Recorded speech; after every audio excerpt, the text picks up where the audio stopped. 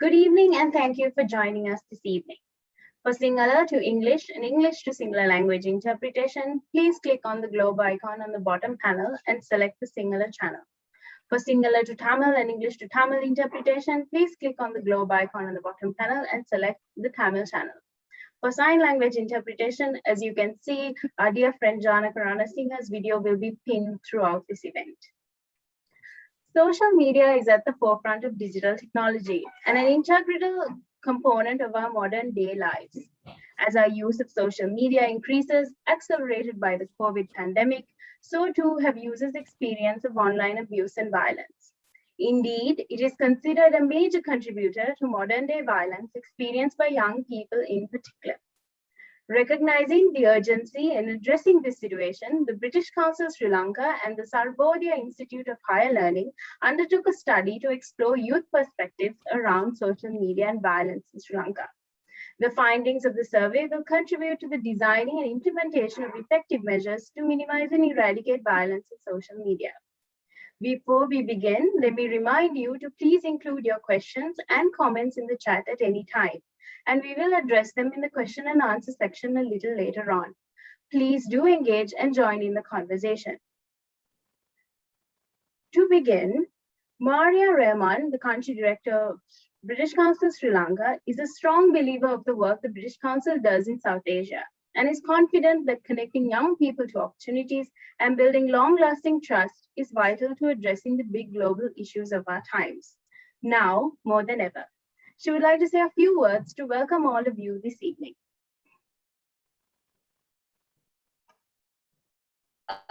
Thank you, Safra, and good evening, everyone. I hope you're all safe and well. My name is Maria Rahman, Safra mentioned, Country Director, Sri Lanka, and I'd like to extend a warm welcome to all of our guests tonight.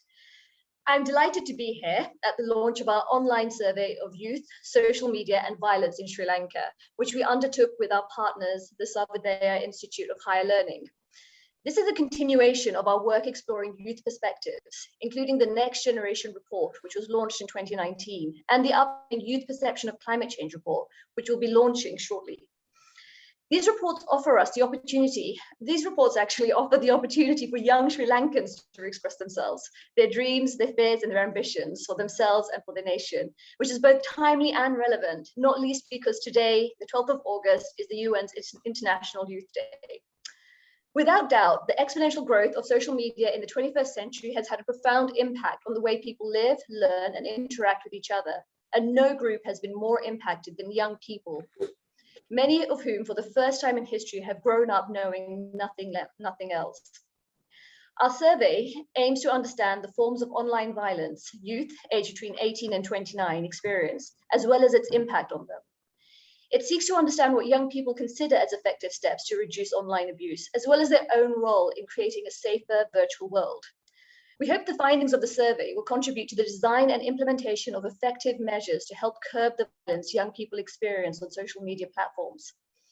We believe this study is vital because the voice of young people is frequently ignored and unheard, especially during times of great change, leading to feelings of isolation, alienation, as well as a sense of powerlessness in society. Young people across the world have the enormous potential to contribute creatively and passionately to the great social challenges of our time, and it's our responsibility to listen, engage, and empower them. Once again, an enormous thank you to our partners at the Sarvodaya Institute and everyone else here for taking part in this important discussion. Thank you, and over to you, Safra. Thank you, Maria. We will now look at the introduction to the survey with lead researcher, Professor Prasanna Pereira. Professor Prasanna holds a BA in Economics from the University of Pereira, honors first class, a Masters of Arts in Economics, and a PhD in Economics. Prasanna has nearly 20 years of teaching experience at the University of Pereira and currently serves as a professor in economics. He has extensively published research articles and books on international trade, economics of conflict, political economy, as well as regionalism. Professor Prasanna, the floor is yours. Good evening, everyone.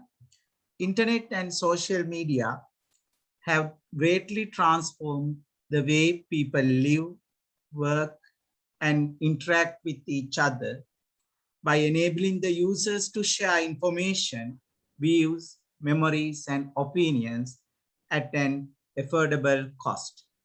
The world further embraced the internet and social media during the COVID-19 pandemic situation. However, the internet and social media provide a new space for perpetrators of violence, where rules and regulations that target specific online and social media violence are still emerging. Across the world, youth led among the users of internet and social media. Thus, it is important to understand how youth experience online violence, their perceptions of the root causes of online and social media violence, as well as their role in preventing online violence. Therefore, through this straightforward and simple survey, the British Council in Sri Lanka and Sarvodaya Institute of Higher Learning explores these different aspects of youth, social media, and violence to identify ways to minimize the negative impact of social media on youth and society at large. The goal of this research is to provide information to develop a successful future program in support of reducing various forms of online violence to make it a safer space, especially for the youth and women. And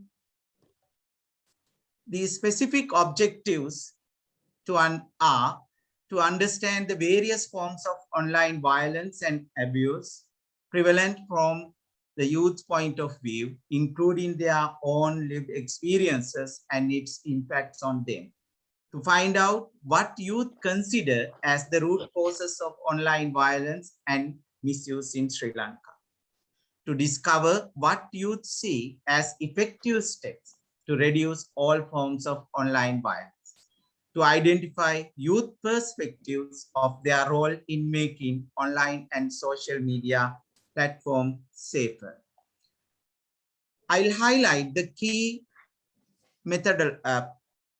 points under the methodology sections of the report. We had to use close-ended questions as it is an online survey.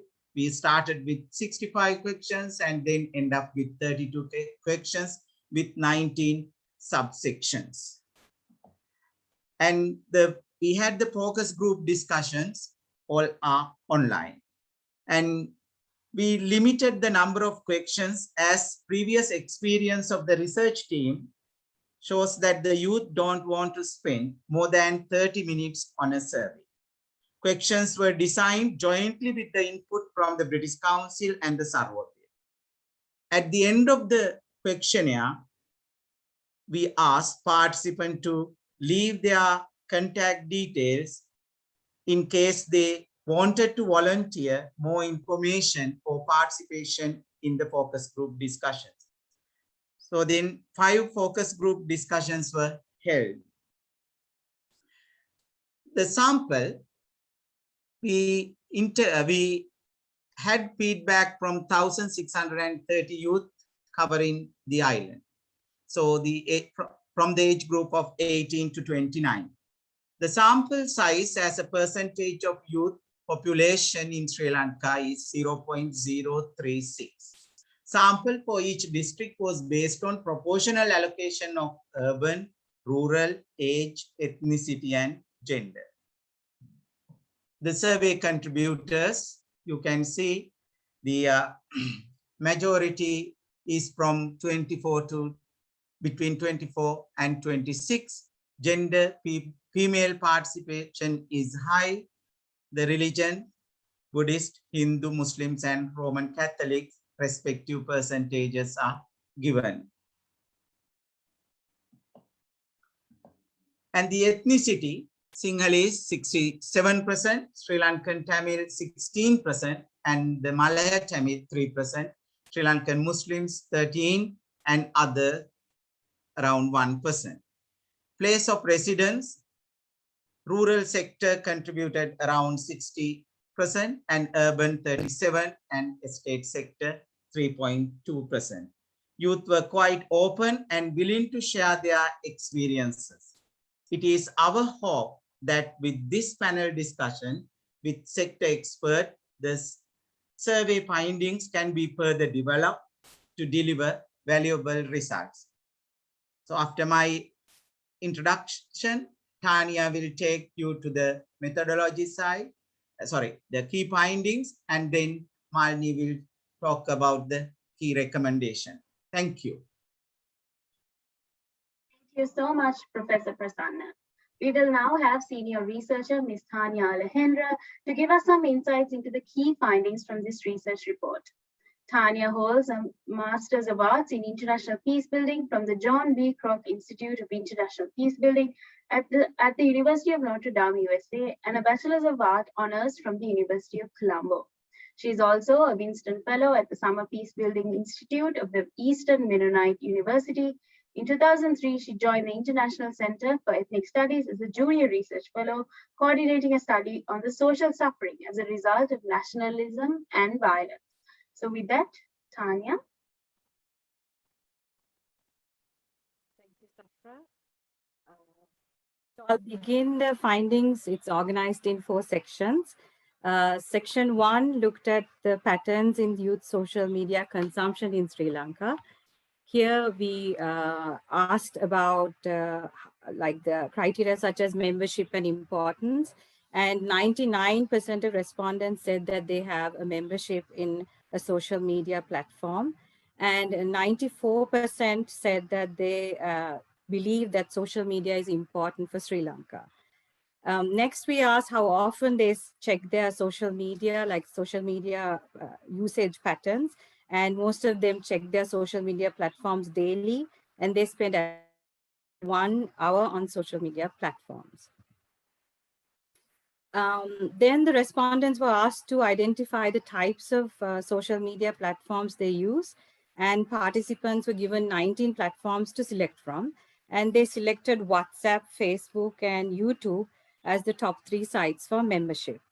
The participants also selected the same 3 sites as the media platforms they are most active in. When respondents were asked about the purpose of social media use, they selected keeping in touch with friends and family, educational purposes, entertainment, spending time, free time, and obtaining local and international news as the top 5 reasons for using social media. And they also selected entertainment as the topic they search mostly in social media. It was important for us to understand whether the youth trust the information on social media, and 40% shared that they trusted the information on social media times, while 16% said that they rarely trusted the information, and only 3% expressed that they always trust the information displayed on social media. Afterwards, we also asked whether they fact check the information they find on social media. Here, they 57% said that sometimes they check the truthfulness of the information, while 12% said that they never examine the validity of the information they find on social media.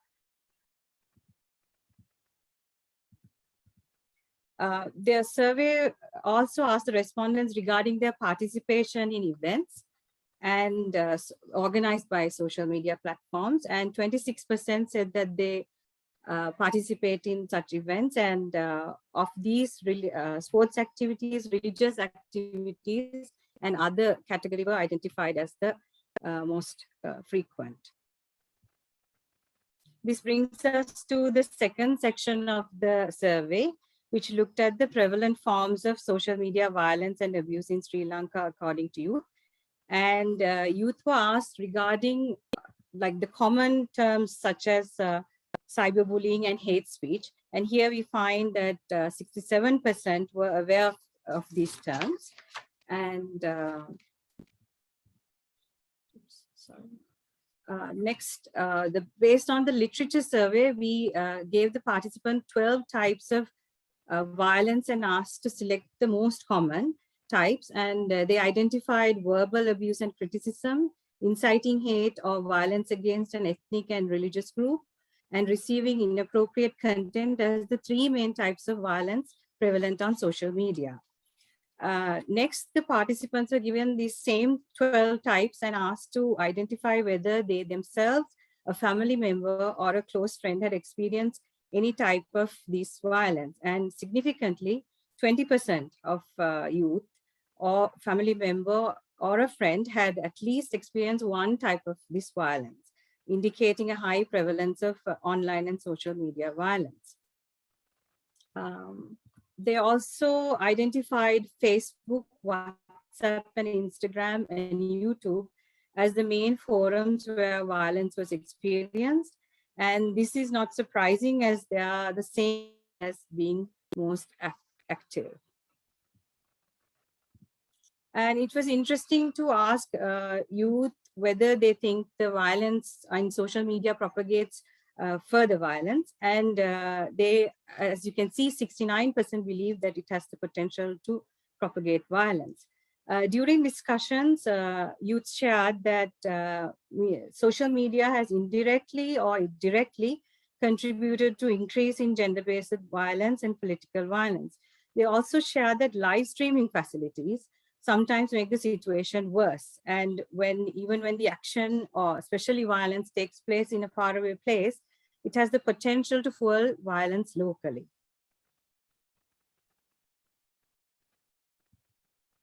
This brings us to the third section of the survey, and this looked at the lived experiences of social media violence and its impacts. We started off by asking the participants on whether the social media has had a positive or a negative effect on their life. And most youth share that social media has positively affected their lives, while 16% said it has affected them negatively. And within this 16%, the higher number of respondents were male, and religiously and ethnically, within the 16%, the highest were from ethnic and religious minorities.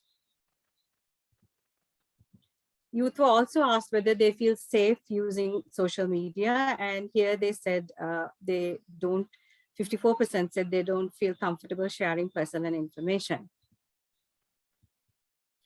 Understanding perpetration of social media violence by youth was also important for this study. So we asked the youth whether they have shared religiously, ethnically, or sexually charged content in their social media platforms, and 77% said that they have never shared such content, while 5% said that they have shared such content many times. And this can indicate that majority of social media users or majority of youth are responsible social media users.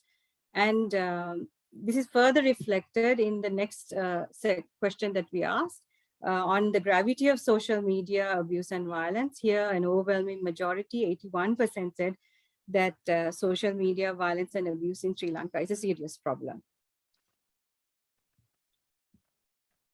We asked youth about who are the main victims of social media violence in their view. And according to them, women, children and adolescents, and minority ethnic groups are the most vulnerable to social media violence in Sri Lanka.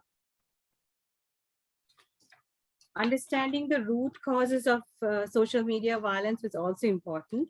So according to youth, they find lack of awareness as the leading cause of social media violence, and lack of regulation as the second leading cause.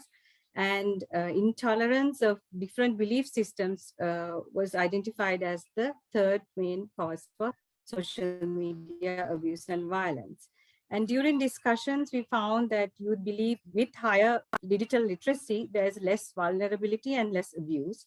And they also expressed their frustrations regarding the weak regulations around social media violence, as much of the existing literature does.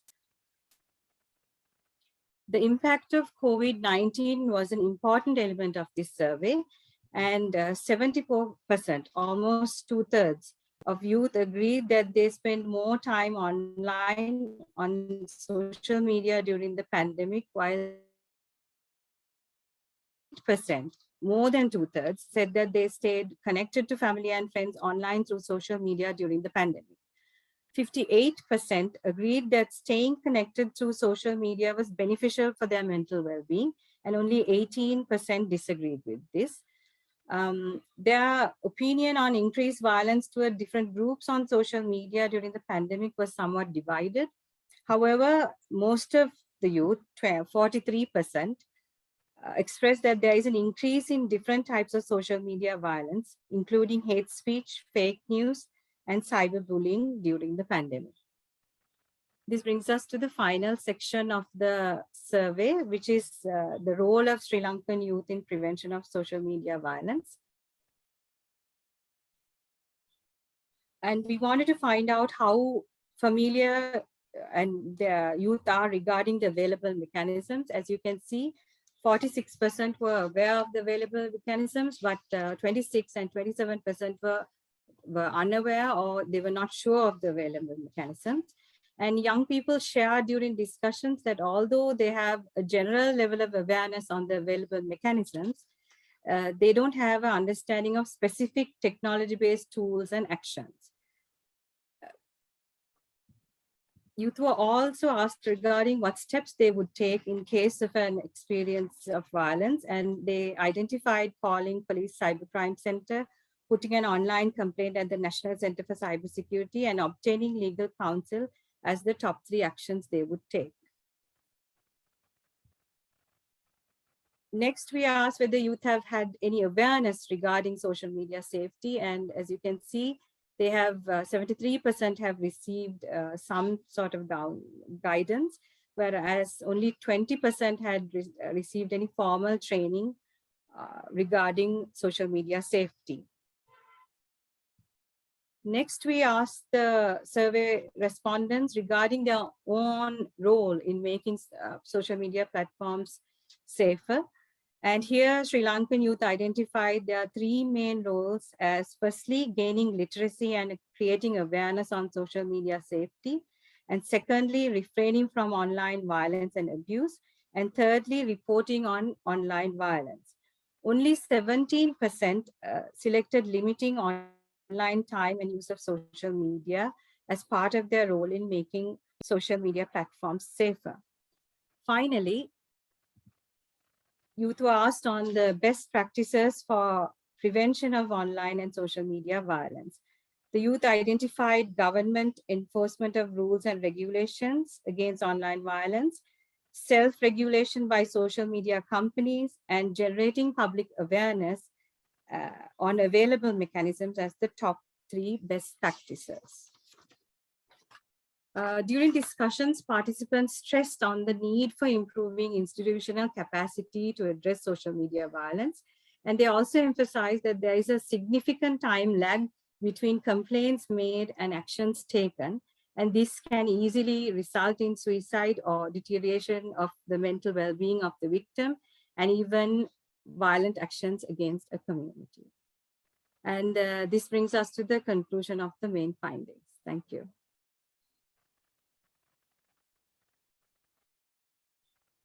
Thank you so much, Tanya, for that valuable insight into the key findings from the survey. And with that, we go into the key recommendations. We will now have senior researcher Dr. Malini Balamuiran giving us some insights on the key recommendations. She is a senior lecturer attached to the Department of Political Science at the University of Pereira. She has served as a senior research team member in the Next Generation Sri Lanka research from 2018 to 2019. She has also completed her Masters of Arts in Political Science at the University of Hawaii in the USA. She has also obtained a PhD from the University of Western Sydney in 2017. Dr. Malini, the floor is yours. Yes. Tanya, can you switch on the sharing? All right.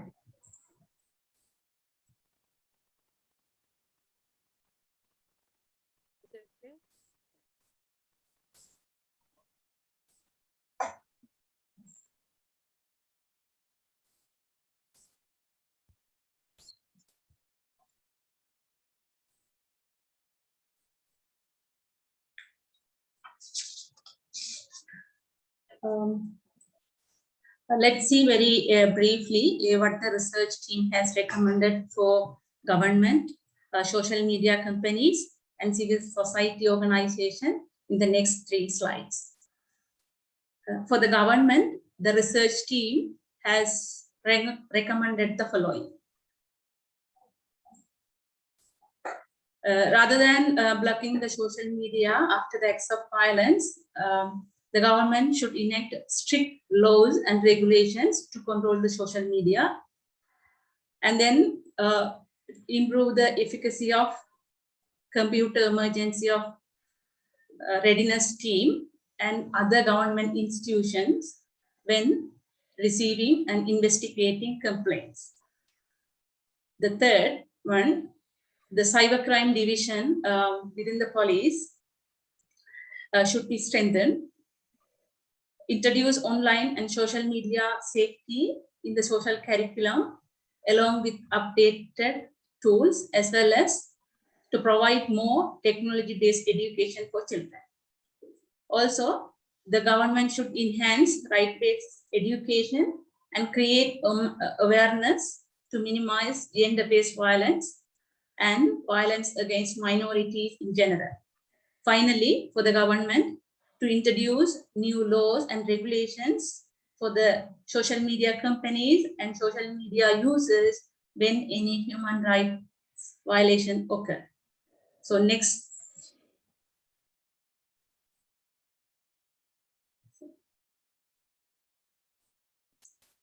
So next is to social media companies.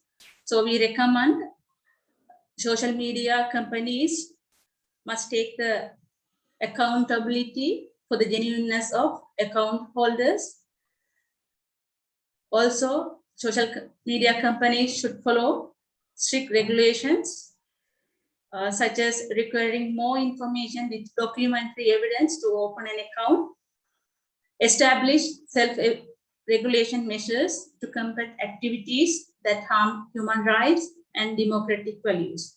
Finally, we recommend the social media companies to invest adequate budgets to combat fake news and other misleading activities that contribute towards violence.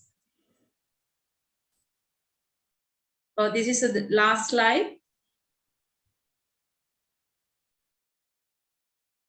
For the civil society organizations, the research team recommend to advocate for responsible social media usage along with pushing for strict regulations. Engage in advocacy with social media companies for self-regulations and with government for strong rules to combat social media violence. Also, we recommend the civil society organization to establish a platform for networking with all stakeholders to disseminate knowledge on up-to-date tools for social media safety. For this purpose, civil society organizations can use network member specialization to enhance implementation and advocacy. Further, we recommend CSO to conduct awareness program on responsible usage of social media and social media safety for vulnerable groups such as children, women, and rural communities.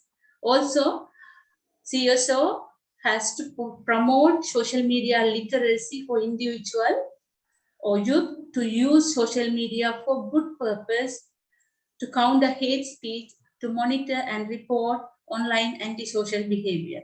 Also, CSO has to raise awareness on human rights at multiple platforms, including digital platform. Also, the CSO needs to develop program in collaboration with all stakeholders to assist victims of social media violence to overcome trauma. And finally, we recommend CSO to provide a platform for victims of social media violence to voice their concern to social media companies and the state. Thank you.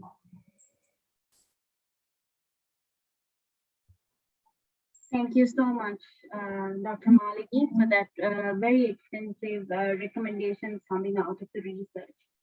So with that, we come to tonight's panel discussion on youth, social media, and violence.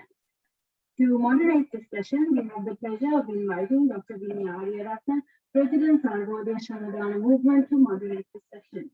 Before we begin, let me remind you to please include your questions and comments in the Q&A button at the bottom of your screen. We will address them in the Q&A session a little later on. Please do engage and definitely join in the conversation. Also remember that interpreters are available. So if you wish to use Sinhala, please click on the globe icon on the bottom panel and select the Sinhala icon. For Tamil, you can also do the same thing and select the Tamil channel. For sign language interpretation, of course, you have Janakarana Singh here today. So with that, can I please invite Dr. Vinya, who is one of the presidents of the largest non-governmental grassroots development organization. He also serves as the Director General of the newly established Sarvodaya Institute of Higher Learning. He's a medical doctor by profession and a specialist in community medicine. He's a past president of the College of Community Physicians of Sri Lanka, and he's a well-known person in all communities in Sri Lanka. So with that, I would like to now invite Dr. Vinya to take over the session. Thank you, Safra. It's such a great pleasure for me to be the moderator for the panel today, the panel discussion today. And good evening to all of you. We have very eminent 4 speakers who will be our panelists today. But before I invite them, let me just give a very brief introduction. Today is the International Youth Day. As we all know, social media is used by all strata of our society, all age groups, but it has a special significance for youth because youth are the most active amongst all age groups in social media. At the same time, we know that youth play a very important role in all aspects of life, and particularly at this time when we are facing a pandemic. Therefore, I see the relevance of this study, not just for the general issues that we are faced with today as a society, but also from a public health point of view. This violence, social media violence, is an important issue, very important public health issue. Social media is a powerful tool, particularly at a time of a pandemic. We all know that social media has been used in a very positive way to bring messages to the community, but at the same time, we know it has been used in a very divisive way, creating confusion and also inciting violence. Therefore, the study really centered around how the youth in Sri Lanka looks at the use of social media, and the findings have been presented. I will be introducing the panelists as I invite them. So, but before I invite the first speaker, first panelist, I would like to remind our audience that you can ask questions. There is it will be, you have to type in your question in the Q&A box, not in the chat box, Q&A box, so that my assistant will be directing the questions to me, so that when we have the Q&A session, after the 4 panelists have presented their views, we'll be taking the questions. So we'll be having about 15 minutes for the Q&A session. So with that, let me invite Mr. Anura D. Alvis, who is the Chief Digital Officer of the Information Communication Technology Agency, ICTA. Anura has more than 30 years of experience in this field, and Anura is currently the Chief Digital Economy Officer at ICTA. He's a business transformation strategist with a penchant for digital renovation, maximizing an organization's ROI, and delivering augmented shareholder value. Armed with experience in strategy advisory and business transformation and governance functions across the world, Anura has served many multinational corporations, including Pearson, EY, Telstra, Hewlett Packard, Nokia, Tabcorp, British Telecom, Verizon, Singapore Power, and Virtusa. So I would like to invite Anura to reflect on this particular aspect related to the study findings. That is, what sort of positive or negative social media consumption patterns do you see amongst the young Sri Lankans, and do you see any difference from the study findings? Over to you, Anura. The floor is yours. Thank you. Thank you so much, Dr. Vinya. First of all, do you hear me clearly? Yes, Anura. Thank you so much. And thank you so much, Dr. Vinya, for the wonderful introduction. And may I first thank Dr. Vinya for your wonderful social service before I commence my speech, giving up your medical career and devoting yourself to the father's vision. Coming to the topic, Dr. Vinya, how I would like to bring this to the, and also I would like to welcome all the people joining, distinguished panelists and doctors and professors from the universities. Before I do this, go to the usage pattern, I would like to start with few agendas we have at a national level, Doctor. Now, my role particularly and predominantly focus on taking Sri Lanka's digital journey, particularly on the industry, how we can take to digital Sri Lanka, right? Many countries in the region like Malaysia, Singapore has led, and interestingly, China is in the forefront of that. Now, it is a knife. This digital is a knife, which you know from our small days, we know knife can be used for right purposes as well as the wrong purpose. Now, digital is also the same. Let me bring some usage patterns that from the study that came up and some of the other things that I find in my previous discussions on similar topics. When you consider the digital or the social media usage patterns, we see in the current study that I saw, in summary level, 94% of the people said it's important. 94% in general said it's important. Now that means almost 100% of the people in the youth see the next generation, Z generation and all come, see that's very important. Another important fact, the 48% of the people spend more than 1 hour on the social media. That's another interesting aspect of the youth in Sri Lanka. Another aspect, they have over 80% on Facebook and WhatsApp, which is the world's most popular social media platform. Sri Lanka also 80% of the youth, the next generation. And they are active, more than 65% of the people on the survey active on those platforms as well. Coming to the other sort of some kind of minor bitter experience or bitter aspects of the survey, 45% at least of the people, I find them wasting time on social media. They are coming just because they want to pass their time. Further going down on the summary, on the usage, you see that about accuracy of the information. This is the most interesting part I saw.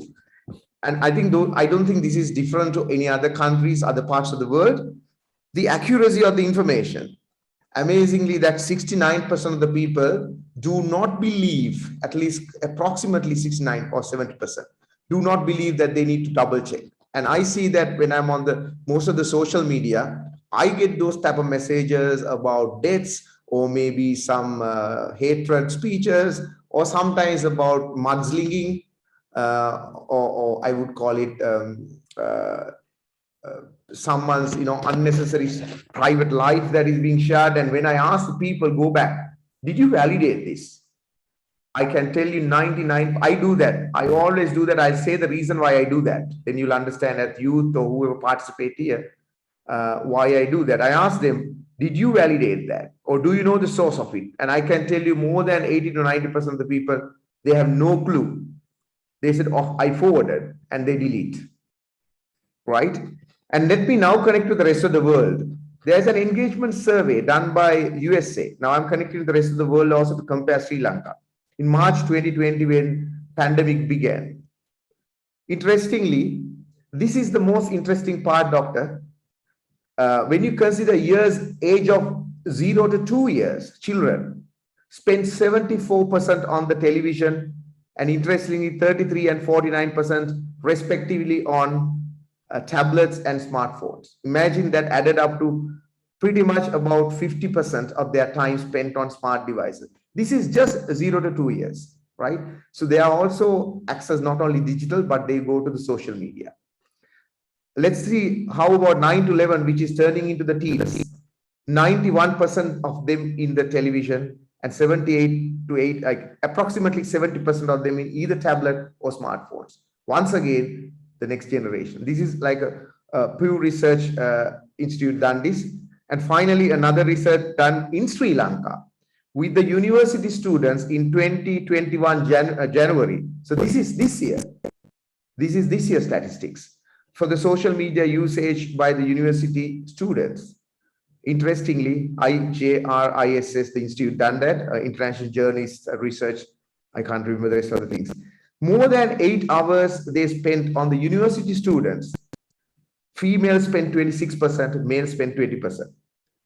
In general, university students in general, more than 2 hours of their time, males spend about 74%, females spent 82, which means university students themselves, they spend more than 2 hours on the. What does this all say? Either we are using it for the right purpose or the wrong purpose. It tells that social media, like Dr. Vinaya started, is a social tool today's world. We have a target in Sri Lanka to take digitally transform to a digital Sri Lanka. So social media plays a huge role in it. So like I said, how to use it for the better use is a question. Another thing I wanted to bring to your attention is the screen time. Now, the screen time also somewhat relevant. A study was done in June 2020, one of the major nations in the world. It shows more than 4 hours screen time prior to COVID, in general, of the up to the toddler to 17 years, like the teenagers, final time of the teenage. 21% they spent more than 4 hours on screen. Now they spend 44%. It's not twice, more than twice. Interestingly, again, 0 to 4 years age spent 13% prior to COVID. Now they spend 26%, exactly twice. Now this tells the world is moving towards more social media, more smartphones, more devices. We cannot stop that. Full stop. I think the next step of my speech is that I wanted to bring some attention looking at these usage patterns. I know that there are speakers will speak about remedies and how to avoid that, but I want to bring some attention, and I'm more than happy to spend time if someone is interested. And this is the very reason in Sri Lanka we brought 2 primary acts, Data Protection Act and the Cybercrime. Cybercrime Act is now in somewhat active, but Data Protection Act is going kick off, and it's in the AG's department approval stage now. At least it's approved, the cabinet approval pending.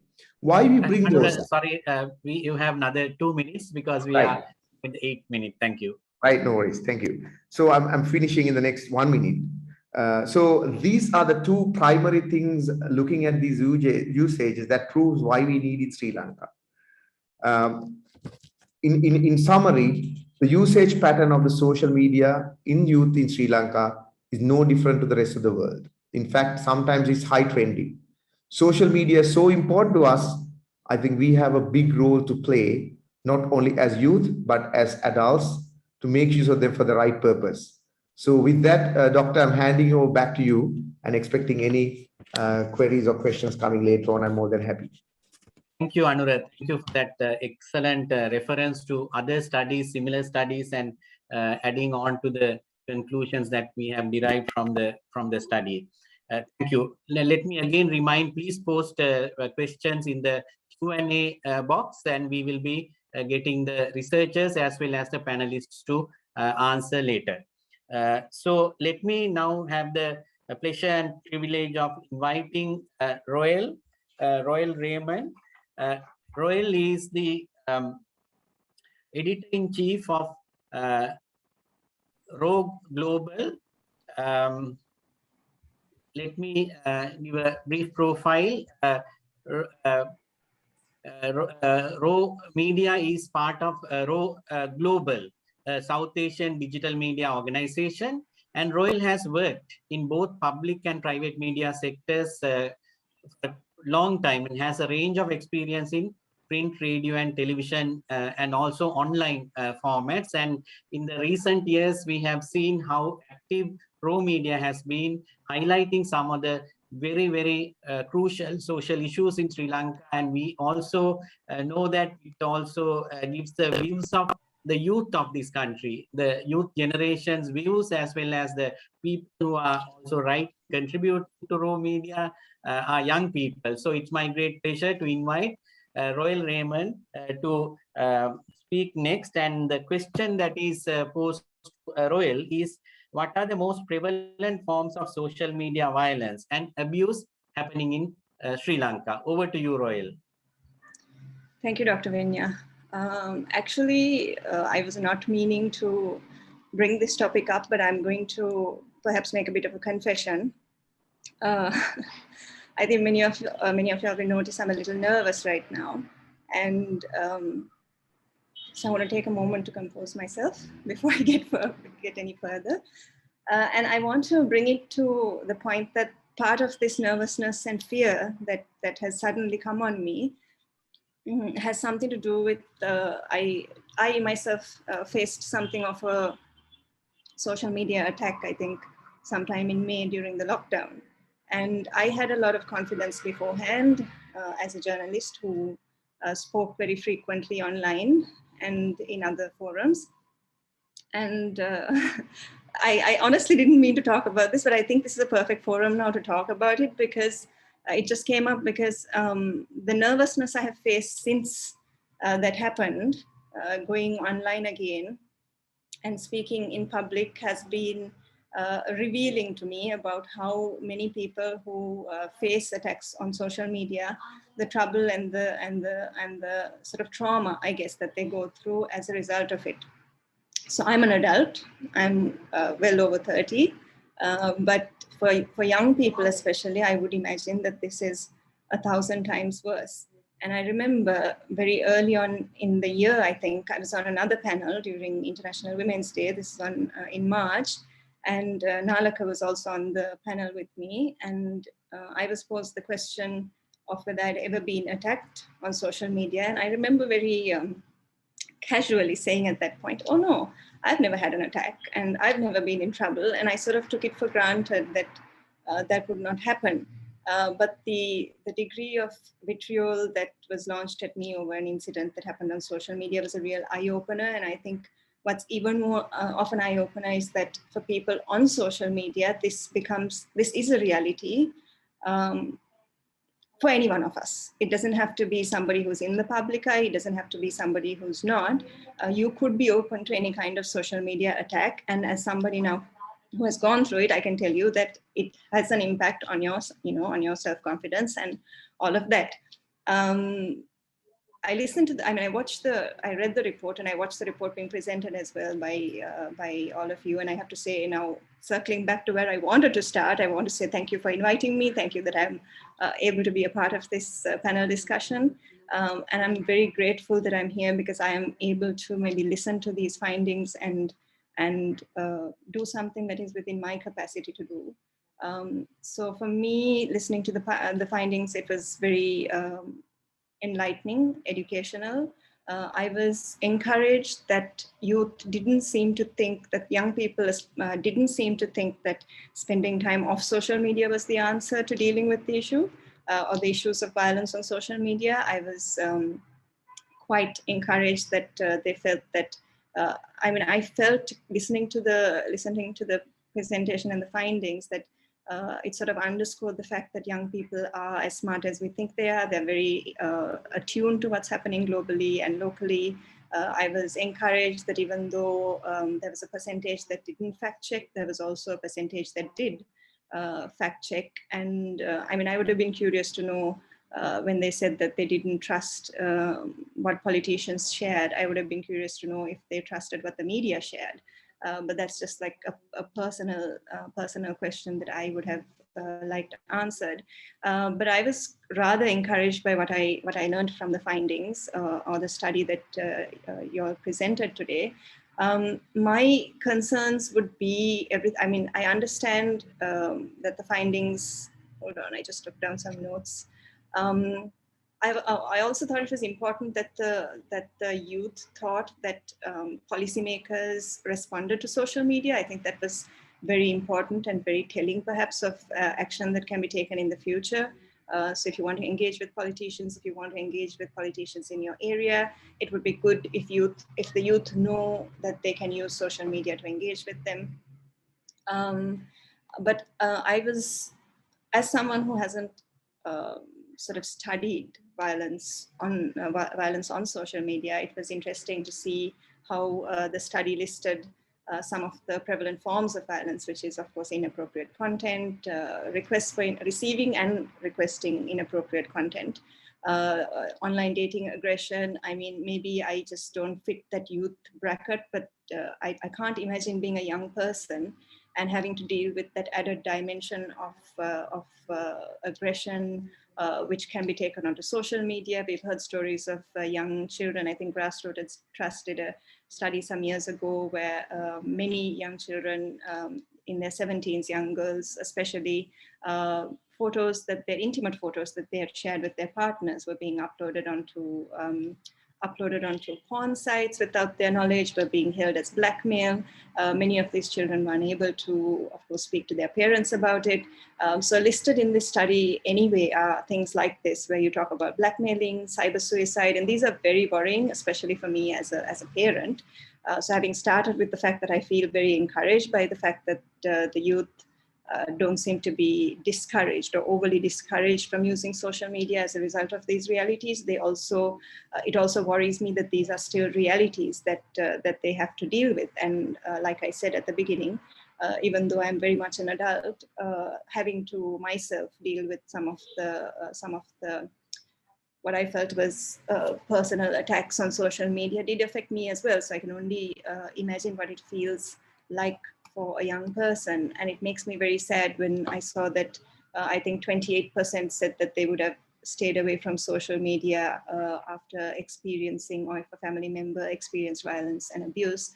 And personally, that was also my reaction after what happened. I wanted to stay safe. I wanted to stay away from social media, but I chose instead to continue to do what I'm doing. So I think the conclusion of the finding of the recommendations and the conclusions were very important. So lack of awareness, lack of regulation, and intolerance. I think a lot of us have already come to that conclusion. And also, I would say the state's role in all of this, where blocking social media is not the best way to deal with it. I know they've dealt with it. They've had to use those measures before. And I would say to some degree, given the violence that was unfolding in Digana and Alutgama at the time, I could even imagine or say to some degree they were justified at the time. But I think long-term measures need to be put in place, and institutionally there needs to be obviously more, there needs to be empowerment. I would say empowerment, and institutions need to be strengthened. Because when you look at lack of awareness, lack of regulation, and intolerance, I'm not sure that, especially coming from the point of view of a media person, that I can do very much to push against intolerance. Tolerance and intolerance, I think, are fundamental ethical beliefs, or fundamental beliefs that it should come from very deep within a person. And I'm not sure that as a media person, I have the right to get into somebody's value system. I can only perhaps exemplify or use our media platform, Raw Media platform, to show what some of the values we believe in, and what some values we hope will be accepted culturally, perhaps change cultural values as a result of the content we create. But lack of awareness is something I feel that media, and Raw Media in particular, can get involved with. And when I say lack of awareness, we're not just talking about digital literacy, which frankly, when I read through the report, it was a real eye-opener to know that many young people didn't have, or that digital literacy didn't was not confined to, many of us think digital literacy is confined to being able to identify fake news from not fake news, but digital literacy is also other things, how to use the platform, who to complain to if something goes wrong. All of these things I think the youth need to be educated on if they are to be empowered to protect themselves. So I would say that yes, it's definitely a problem, but it's not so far away from being from a solution is not so far off, if you know what I mean. I do feel that a solution can be provided and can be implemented. So yeah, that's basically what I have to say. Thank you, Roel, and thank you very much for relating your own personal experience, because we also, even we are not in the mainstream social media journalists, we also face similar situations. The moment you put something even in a very principled manner, the reactions you get. So we can feel for you. Thank you very so much. Thank you. Sharing your story with us.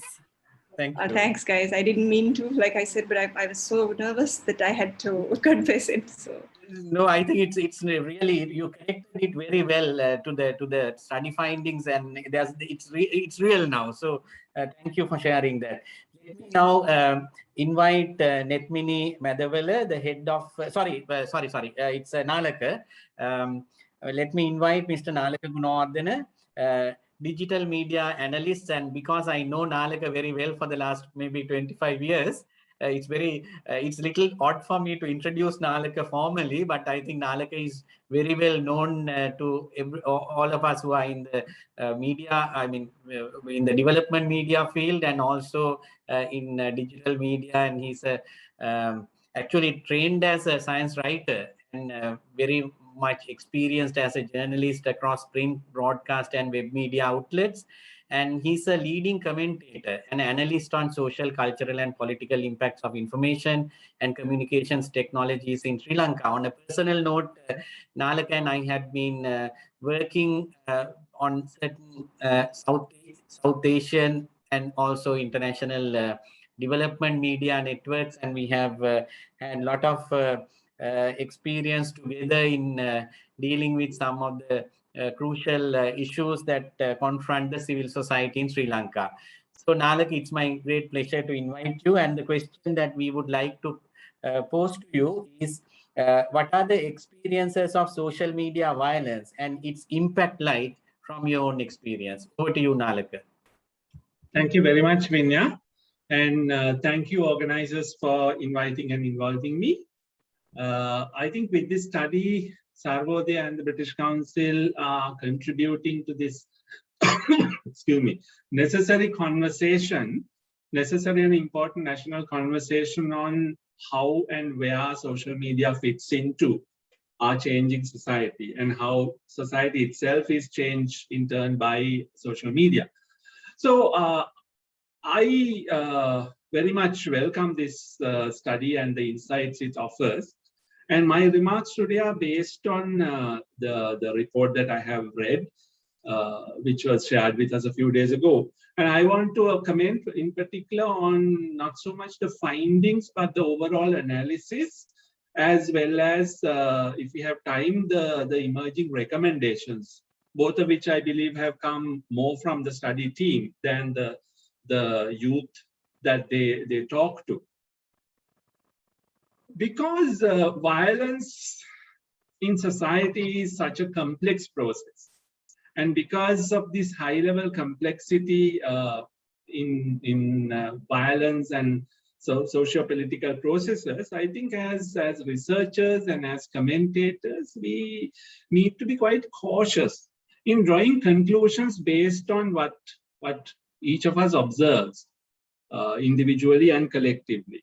So in the report, I'm going to pick on a couple of things that interested me. One thing is elections. For a decade, I've been analyzing the nexus between social media, the youth vote, and elections in Sri Lanka. So at one point, there is a reference to elections and a statement that government processes in Sri Lanka, such as the elections in 2015 and 2019, were swayed by online and social media platforms, end of quote. And it cites CPA, hashtag generation, and Verita Research as the sources. Now, to the best of my knowledge, no one has actually proven a direct cause and effect link between election outcomes and social media. Because our ballot is cast secretly, and because in Sri Lanka we don't have exit polls to capture the sentiments of voters on the day of election, that's all we can do. We can discuss the possibility, we can speculate, but any actual conclusions remain speculations. I just wanted to flag that. And then coming on to violence in society, again, a basic tenet in any serious studies when we are looking at trends or patterns, correlations are not necessarily causation. It's something that all of us have to keep in mind. So this study's youth perceptions and perspectives are not in question. They're like a mirror held up in front of youth using social media and offering us, as I said, very good insights. But in the analysis, the study team has made certain connections, some of which I think are still highly debated worldwide, are being debated. For example, there's no doubt that there is online violence, and it's happening in Sri Lanka. It's anecdotally and increasingly statistically also being proven. And there are certain sections in society who are actually being targeted more. Women and girls and ethno-religious minorities, the LGBTQI community, and so on. Those things, I think, there is a basis for saying that. But how much of online hate speech and weaponization of social media is contributing to violence in the physical world? This, I think, is still very much in need of rigorous study. There is anecdotal evidence, but I don't think anywhere that actual cause and effect link has been proven. Because even if you look at our country, all the episodes of ethno-religious violence during the past decade, let's say 2010 onwards, have had complex root causes. And as I argued after the Digana violence occurred, social media in that situation likely provided the final few sparks to set off the flames of violence in a setting that was already well parched and well prepared, waiting to ignite. Now, how did we get to that point? Mainstream media, some politicians, some clergy members, and others have polarized and divided our society with so much of mistrust and suspicion. And in that setting, social media, if anything, provided the sparks that finally led to the ignition of violence. So in singling out social media for offline violence in Sri Lanka, I think we risk oversimplifying our complex reality. We also risk advocating simplistic solutions to problems rooted in our history's baggage and in our society's many prejudices. It's complex, my friends, and we can't find simple answers or simplistic solutions, and we shouldn't try. And in this context, social media, I would say, are imperfect, evolving technologies that have added a new layer on top of our society's existing divisions, disparities, and tensions. Social media are showing up a collective ugly face as a society. If we don't like what we see on that mirror, I think we should ask what is really wrong with ourselves as a society, rather than blame the mirror per se. It is in that context that I want to spend the rest of my time. I think I have a little bit of time left, about 3 minutes.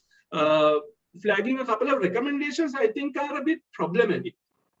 The first recommendation in the government section says, and I welcome that you say rather than blocking social media, the government should enact strict laws and regulations to control social media.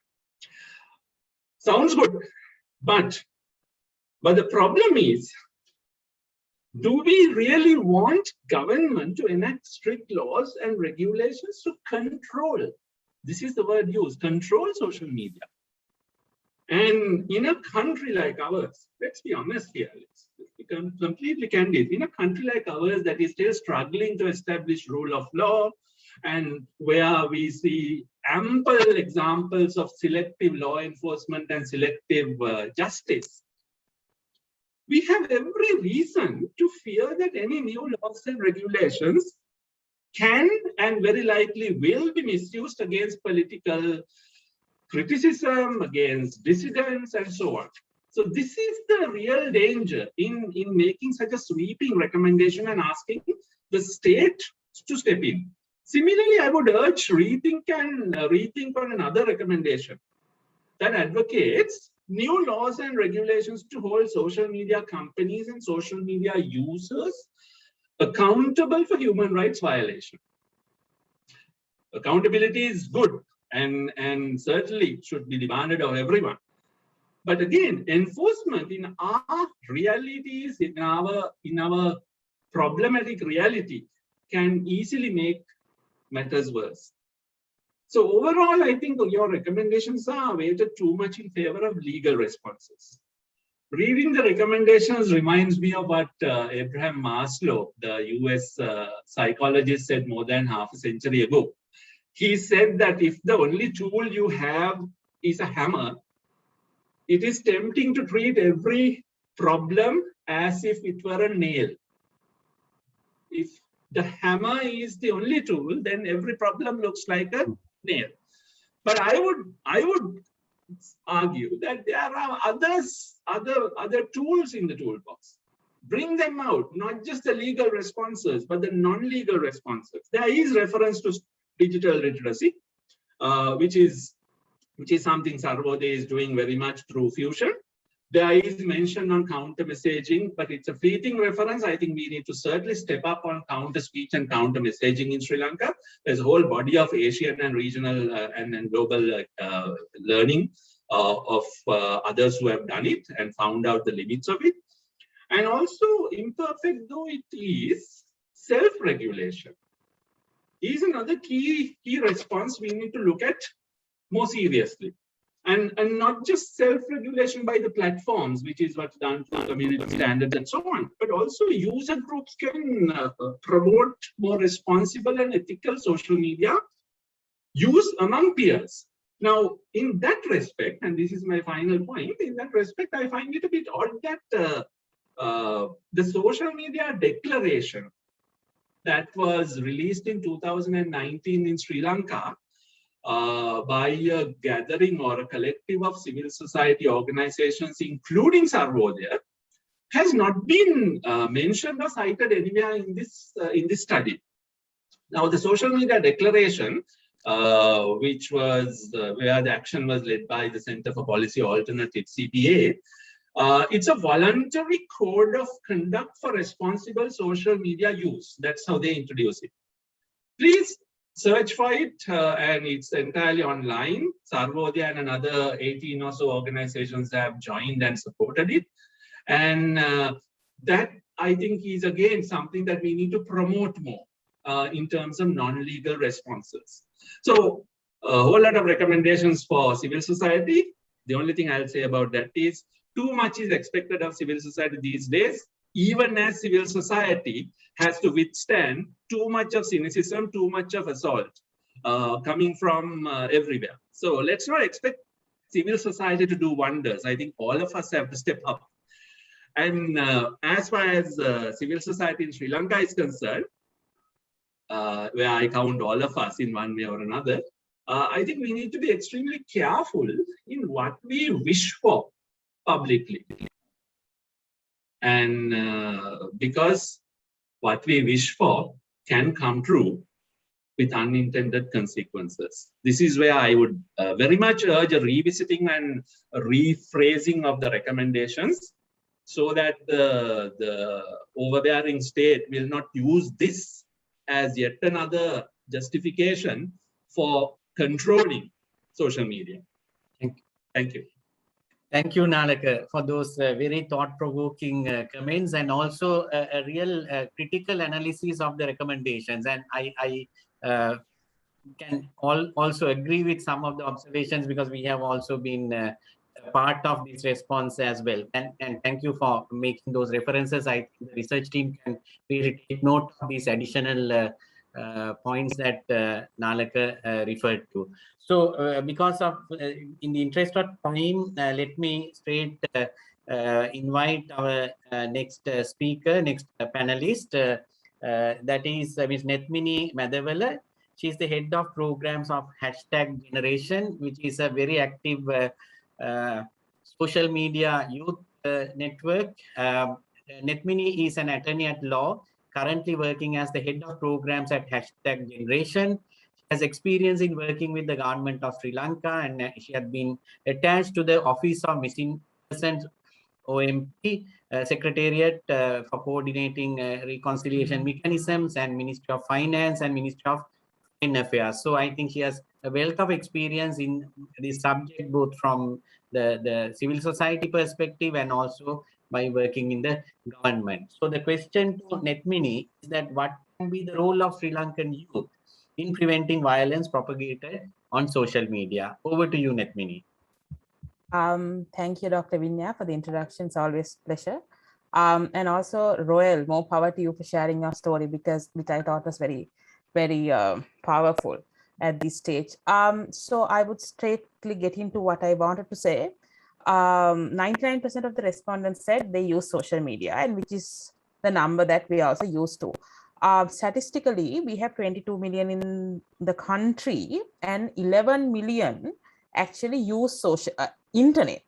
Out of that, we have 8 million people using social media. So probably this 99% actually belongs to this 8 million, because the youth bracket, right? And so out of these 8 million, this is an interesting stat, that 98% use their phone to access social media. Which means at any given point, 98% of this 8 million will have access to social media, which also tells us why that we see so much content, so much engagement happening on social media, especially by the younger generation. Now, with our work at #, we also look at how social media trends work, what kind of violence that happens, how is the negative speech contributes to this, right? So I think, like it was said previously, it's a double-edged sword. It actually brings people together, connects people, but also sometimes there's a risk to it. I thought I'll categorize how violence is manifested online, because it gives me a little bit of a structure to talk about what I want to say. Now, according to our work, this dangerous speech that happens on social media is like a reason as to why we see so much violence on this platform. So we have like disinformation. I mean, I'm not going to go talk about these things, but hate speech, harassment, and violent extremism we see are like the major drivers on violence in cyberspace, especially in social media, and disinformation drives this, right? And I think it was said in the survey that WhatsApp, Facebook, YouTube are the mostly used among young people. And we also see how the plethora of harmful speech or violence also getting disseminated using these platforms. So like it's being used to connect, used to watch videos, used to speak to other people, it's also used for online violence.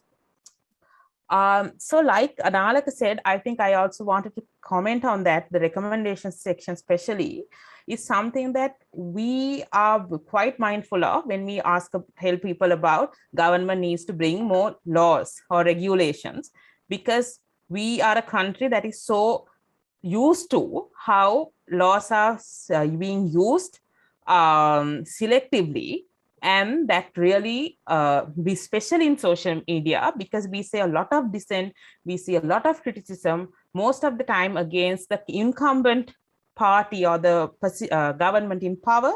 So this could be used to, of course, curb dissent. So that's why we as an organization, we are not for regulating this space because it affects our freedom of expression. But we think we need to really work on digital literacy. And I think people also in this survey has identified the need for digital literacy, because regardless of who you are, your age, gender, location, what your education background is, regardless, you just need to know how to use social media or internet in general, and use in the sense not how to create a Facebook profile. That's important. But also, once you are violated, once your rights are violated, when you don't know what to do, you also need to know what are my mechanism? How do I get by? I mean, how do I manage this situation, right? Because I have like 10 minutes, less than 10 minutes now, I'll speak about a little do's and don'ts for the ones who are watching it, because we thought it's important, because we are also talking about digital literacy as opposed to regulations or laws. So now, generally, people are quite rational. At least we try to think and like to believe it, right? But if we are so rational, why are we so attracted to disinformation is a question that us as an organization also has, right? Why? Because I think I'll list out a couple of things for you to think to yourself to see, am I also feeling these things when I'm looking through social media? One thing is it triggers emotions. It could be fear, it could be sadness. And sometimes people present their opinions as facts. Like when you read it, you're not sure whether it's an opinion or a fact. And if someone is influential, you automatically assume, okay, this is a fact, so therefore it's true. And people are sometimes misusing facts. And sometimes they're repeated. And sometimes, most often, they're not in Sri Lanka or any country that right now is struggling with it. They are employing stereotypes on marginalized groups so that they're being targeted. And it's really easy for us because for years and ages and centuries, these stereotypes have been inculcated into our thinking.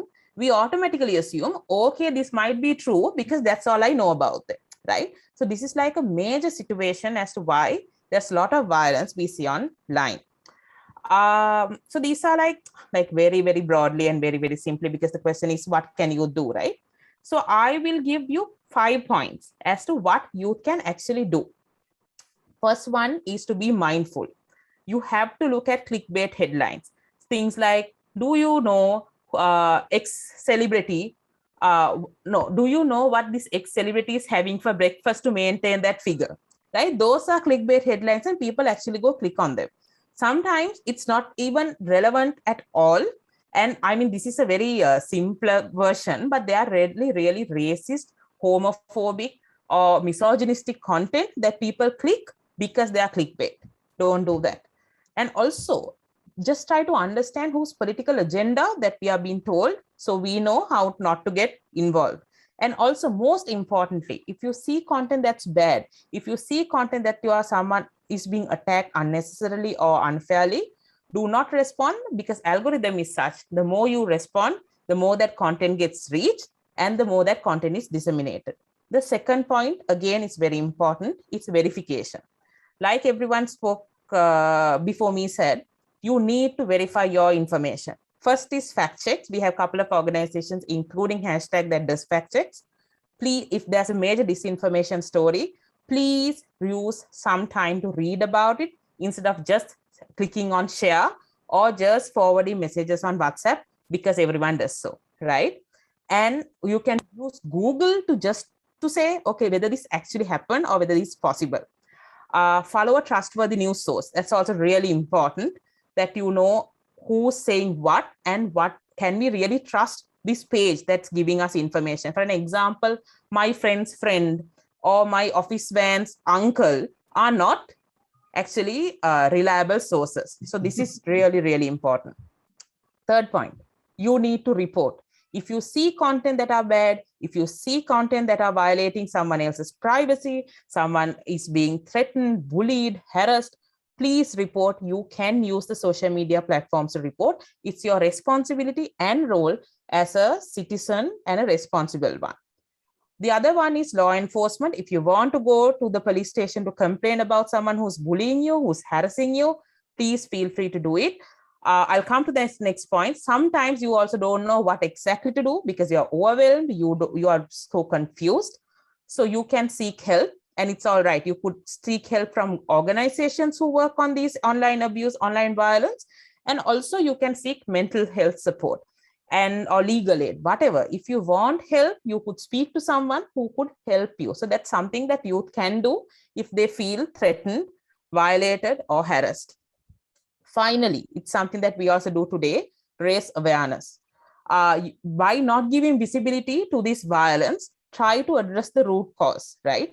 These webinars, sessions, trainings, whatever that we do, will make sure young people, when they are dealing with so much stress, this is not an added burden, and also they are empowered that their digital literacy is up and running. So that's really, really important. Those are the 5 points. And about the recommendations, like we have to have self-discipline, and there's no question. Like I said, I want to re-emphasize this. If we don't have like self-discipline in how we manage social media, the government will make it a reason to restrict our freedom of expression and also dissent. And now we are in a situation that it's not at any point in time, restricting freedom of expression is never good for a democracy or the protection of people. So for an example, if you are familiar with the ICCPR Act, it really has this is an example, section on hate speech. If you propagate hate speech, what can be done? But how it's used is that it's used to silence critiques. And this is a really risky part to take, having strict laws, because I and our organizations don't believe in this guidance. And as Nalaka said, this declaration, social media declaration that people have come together, we are also a party, and that's a really good way to go forward. And I also think social media intermediaries have a bigger role to play, not to record in NICs or the identification information, but to moderate harmful content that violate their community standards. Because when they do it more, obviously they are better than what they were before, but not proportionally better and proportionally not enough. Therefore, they have a role. And finally, I think we have to train more people like we are doing today to improve digital literacy, to encourage people to fact check, and also, like Nalaka, I think, said, to come up with counter and alternative narratives. I think, I know I spoke really fast, but I just wanted to give a couple of these ideas on what youth can do and what we are thinking on the report. Thank you. Netmini, that was excellent. And we have actually a lot of questions coming in. So what I suggest is I will first direct some of the technical questions to the research team, very quick answers, and some questions have already been answered in the Q&A. You can see them. But let me start with one question on the survey methodology. How was the violence defined for this survey and posed to the respondents? Tanya, can you respond to that, please? Yes, we actually use the EU definition on social media violence. So it's actually referred to in the text. I can't cite it off my head, but we use the EU definition on social media violence. Thank you. My next question, there are 2 questions to Anura. Actually, it says questions to so let me, you can also see this in the Q&A box. When collect data on digital literacy and computer literacy, is there a focus on digital security? From what I understand, even though digital security is high, digital security literacy is low. In general, the definition of digital literacy security is a key component. Has there been any efforts to this gets covered to include this in the census and statistics? That's one question. There was another question to you, which I cannot see here now. Yeah, the second question is different people crawl on social networking sites using more than one account. Is it possible to introduce a system of keeping only one account on social networking site with person ID number? Over to you, Anura, to answer these two questions. Yeah, very quickly, given the time, I think second one, no, which is you can't, because that's a social media sites kind of, or the social media platforms preference and their rules and regulation, how they work and their licensing and how the accounts created. For the first one, yes, there's a bit of a correction, I must say, in this forum, because some of the panelists thought the Data Protection and Cyber Criminals Act is to prevent what the media agencies or etc. So directly to this question, yes, data protection is one way, and the literacy of data protection is another way to encourage and make more people know, aware of that. So the idea is that how to use the personal information, who's the data producer, and I'm sure that the legal panelists on this will understand what I'm talking about. Whole idea of that is how to make sure your confidential information is secured, and how to take actions, and how to make sure these platforms are basically adhering to these standards. That's the whole idea of Data Protection Act, which will be rolled out, and like I said, it's in the Parliament for approval. Dr. Vinya, one last thing, want to remind, you talk about data, just outside this question, when you talk about the hatred and all of this, not hatred, sorry, social media violences, one thing, the reason I brought all those statistics about screen time, etc., there is a study that's done clinically to show how the cortex is get thinned when you look so much on digital, not just the media, but the digital. I think it's a parent's duty, adults' duty to encourage your children less use of it. And there's a term called digital detoxification, which is entirely a different topic, but I'll stop there. Thank you. So there is the next question is to Netmini. No, she had already answered. Actually, I think this question was posed on the recommendations, and I think we have already answered that. There is a question how to avoid and overcome the silence of women's violence in social media, which creates more vulnerable situations in the future, and what are the theories and techniques which can be taken forward to overcome. Can Roel start answering, and then it's open to the other panelists to also answer. Doctor, do you mind repeating that question? It's from Ann Gunawardena, how to avoid and overcome the silence of women's violence in social media, which creates more vulnerable situations in the future, and what are the theories and techniques which can be taken forward to overcome. I mean, I think I should start with saying that I'm no expert. I have not worked in activism, so I can't say that I know the best thing to do, but just based on perhaps a personal experience, I would say that like in my experience, I tended to hide it and hide behind my, like my avatar online. So the avatar online continued to do what the avatar online did, but the person, Roel, was quite affected by what happened.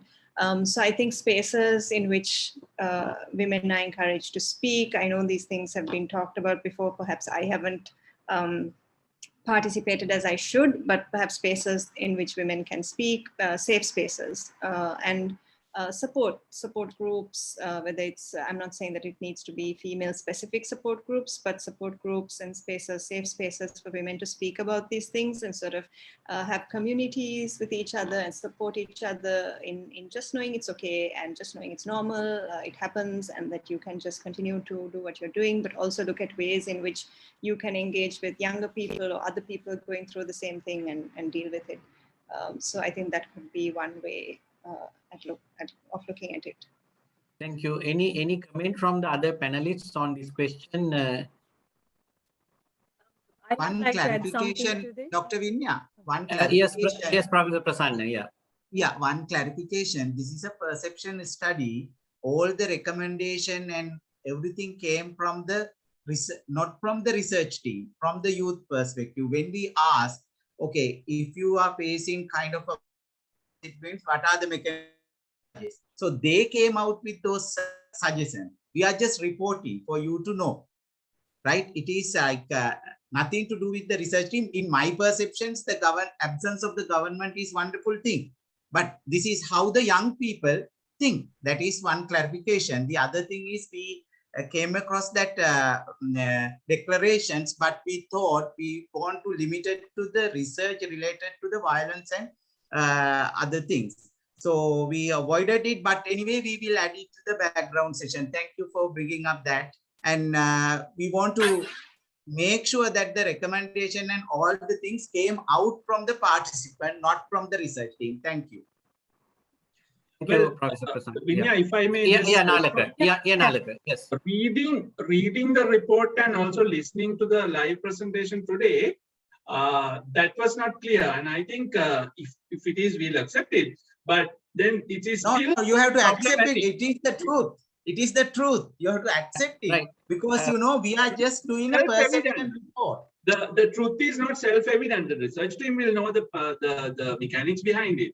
But for all purposes, here is a report that has been compiled, speaking to a little more than 1,600 youth across the country, and in collecting their views and analyzing it. Analysis certainly has brought in the study team's own inputs, and therefore the suggestion is, the appearance is that recommendations are also partly from the youth spoken to and partly those who have been the study team members. And whichever way, these recommendations are highly problematic. So then that is the problem with the youth participants. So they are the one who brought up those. And also, like we cannot, go be come out with the new ideas, because it is them who suggested. And one more thing, like Vinya, you know clearly, this study was a very basic one. It did not cover in-depth analysis. You know, like the constraint we had. You have to explain it. Yeah, no, it's not. I don't have to explain it. You, but I think it's like this. I think it's the next question that is there. What are the major limitations? I think because of time constraint, probably you didn't present all the facts here. But can Tanya or you give the key limitations of the study, because that might also explain your position better.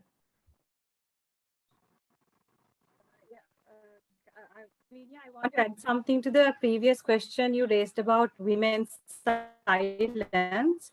One of the issues that the existing literature and also the survey point out is that the violence against women, or the social media violence, is not something that happens just like on its own. It's a reflection of what exists in the rest of society. So if you want to address violence in society, like in social media, you have to address the violence that is happening in the rest of society.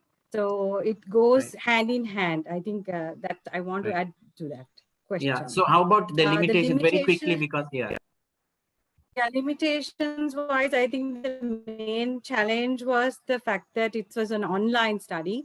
And we were actually quite happy that there were so many people who left their numbers and contact like information for us to ask them to volunteer for discussions. But the online surveys, we've done them before. And as you know, I think with British Council, it's quite limiting in terms of going in depth and understanding the complexities of the situation. I think that was one of the main limitations. And the other would be the time constraint, because there was, we were given a specific time, and as researchers, we actually like to take a lot more time to do this sort of thing. From me, I think that would be my limitations for the study. Anybody else in the team, would that, Malini or Prasanna? Yeah, time was the main factor, because, Right. Okay, so because we are running out of time, there are a few very, very important reflections and comments on the study. I think study team, please note, we may not have time to go through. One is on the use of EU definition, and I think you need not answer here, but I think what this Ms. Kavita Vijayaraj is saying is some of the respondents may not have the ability to conceptualize it or related to it the way that EU defines online violence. And usually when research on violence is conducted, it's broken down into multiple questions related to their experience without directly using the word violence. So was this done during the survey? So please take these comments into account, and I'll just have two more questions. One for Netmini. Are there organizations that handle these matters? It's not very clear what these matters. I assume that these are matters related to online violence in or violence in social media. Netmini, are there organizations that will be able to help people who are subjected to that kind of online violence? Absolutely, Dr. Vinya. I'll put 2 slides up so anyone is interested can take a quick screenshot. I think that's easier. There are organizations that help. Yeah, so this screen of mine, if you can see, I'm just trying to get rid of it. Yeah, so these ones, you can go for organization. If it's a child, you can go to NCPA. If it's a woman, you can go to Women in Need. And we have organizations like Grassrooted, Bakamuno, Delete Nothing, and Dialogue also has a platform called Ehelia. If you also have issues regarding cyberspace, you can come to #Generation. And these are a couple of hotlines. Mental health support, if you need any support in this regard. I wanted to screen share, but I didn't have the time before. But there are places, and if you have any questions, please reach out to us directly to #Generation. We should also be able to direct you and help you. Thank you very much, Netmini, and thank you to all the panelists for that wonderful contribution, your very insightful comments on the study findings, and the research team will take these comments into very serious consideration and will act on them. And also, I hope that the panelists also got a good feedback from the audience. And let me conclude this Q&A session and hand over back to Safra to conclude the session. Over to you, Safra. Thank you, Dr. Vinya, for that very interesting session. On behalf of the British Council Sri Lanka and the Sarvodaya movement, I would like to thank the research team behind this endeavor, the panelists who have been here this evening, the core project team who managed this event, as well as, of course, the audience.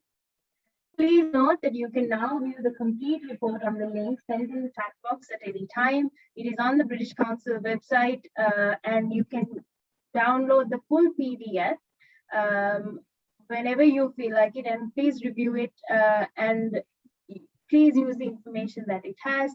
There is some interesting data in there that you can use. And along with that, I would like to thank you for being here this evening and also staying longer than the allocated time.